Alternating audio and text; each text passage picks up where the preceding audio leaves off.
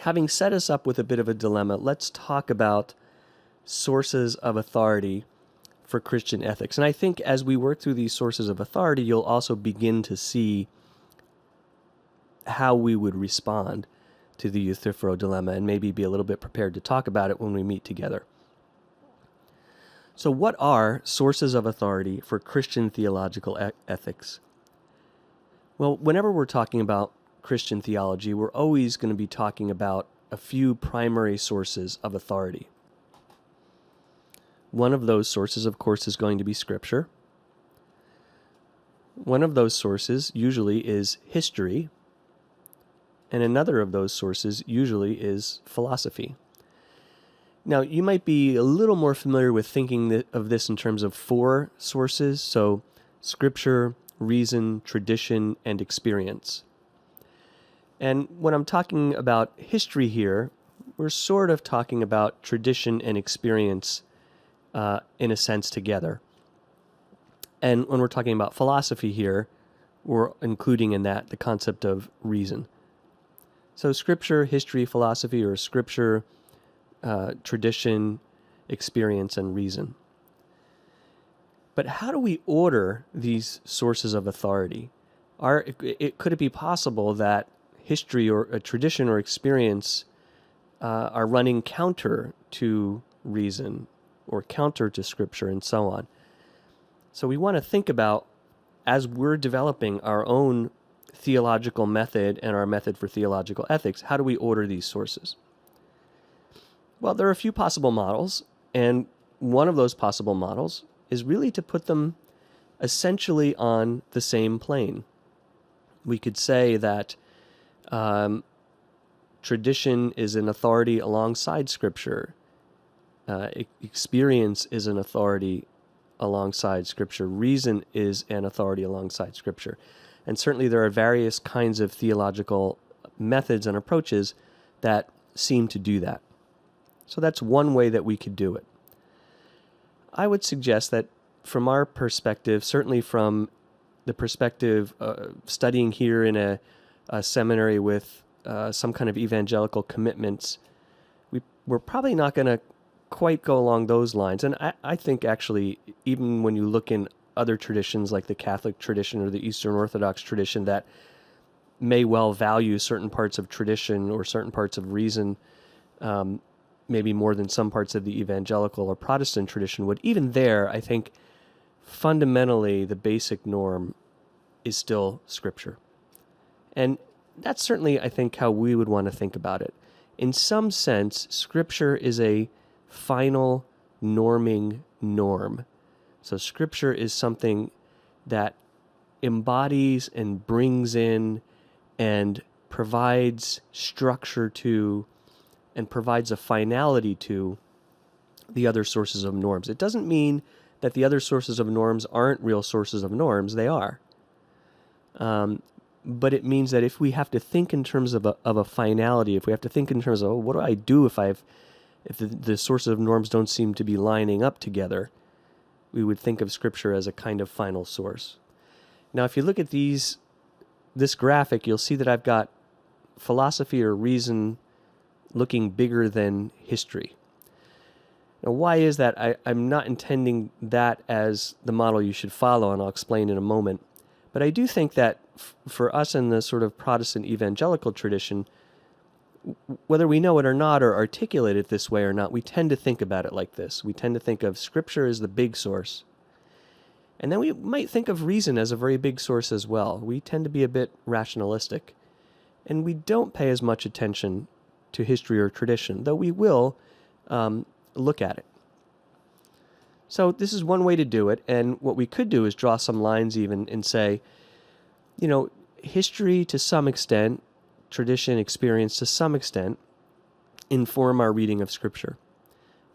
Philosophy or reason, probably for many of us to a bigger extent, also informs our reading of Scripture. So effectively, history and philosophy are serving as hermeneutical tools. So that's one way to do it. As I've kind of alluded to, I'm not sure that it's really the best way to do it. In fact, I don't think it's the best way to do it. A better way to think about it might be to say, Well, to what extent really do history and reason intersect with Scripture so that it looks a bit more like a Venn diagram? In other words, there are places where history and philosophy really overlap with Scripture, because Scripture itself is embedded with history and tradition. Scripture itself is embedded with principles of philosophy, not rationalistic philosophy that we might think about today, but certainly Hebrew philosophy and Hellenistic philosophy and so on. So we might kind of think about it this way.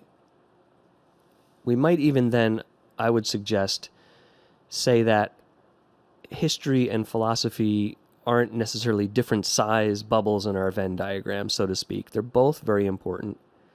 Scripture is still kind of our primary source of norms. We're still really viewing the notion that history and philosophy are part of Scripture, are informing Scripture, are informing our reading of Scripture.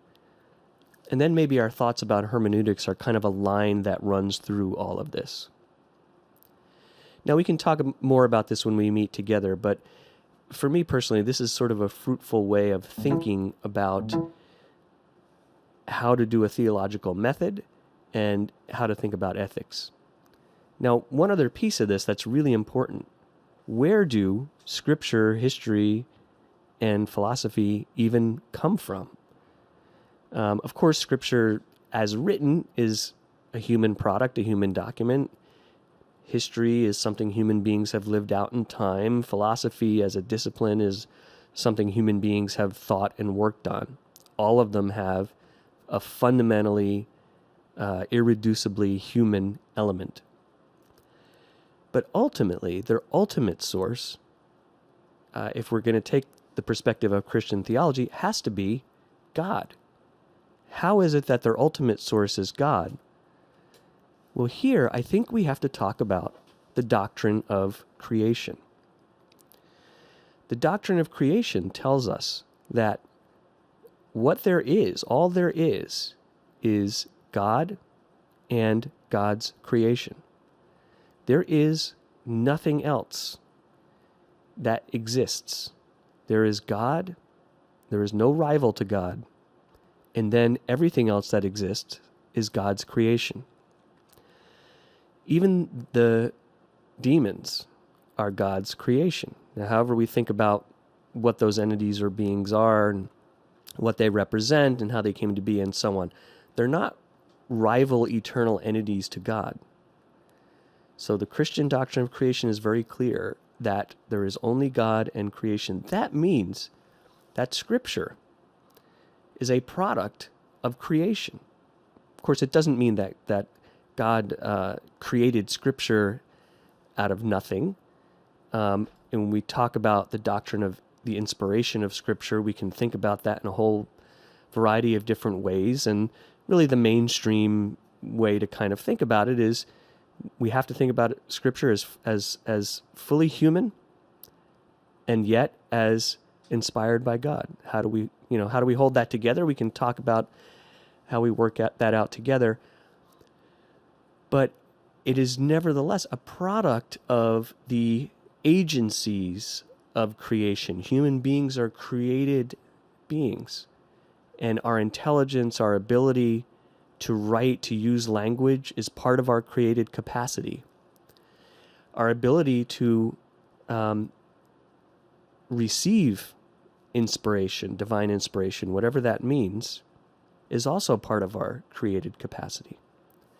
Likewise, history and human experience, church tradition and human experience, they're not directly created by God, of course.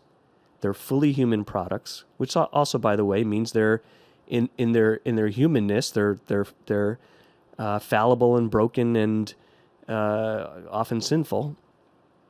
But nevertheless, we believe God is at work. First of all, we believe that God created time itself.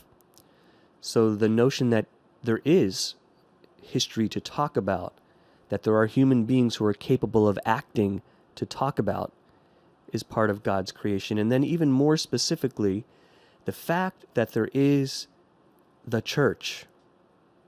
Again, however we think about ecclesiology and try to define and understand the church in its humanness and brokenness, the experience of the church is the experience of God's people with God. And that's why tradition and experience are really important as part of our theological method and also as part of doing theological ethics, because ultimately they reflect God's creation and God's unique interaction with his creation. Similarly, philosophy or reason. Now here's a place where we get back to the Euthyphro dilemma, and we'll have to think about it when we meet together in class.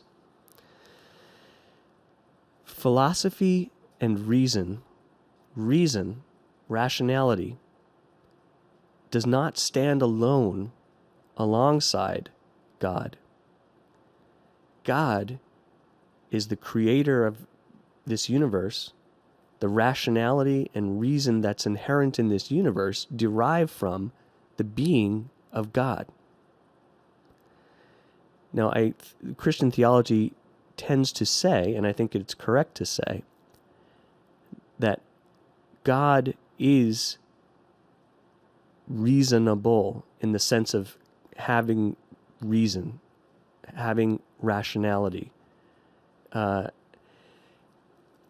a difficult concept, and we could spend a lot of time sort of talking about what that means. For example, can God contradict himself logically?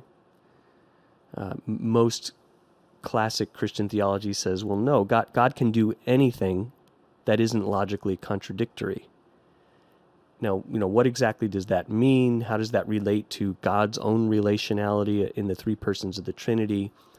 We could spend a lot of time talking about that, but the point I really want to get across now is that the principles of reason that we see in the universe and that we as human beings are able to articulate and work with are part of the fabric of creation, and they derive from the being of God, who is the creator and who donates as a gift this gift of creation, of an orderly creation that has a principle of reason within it.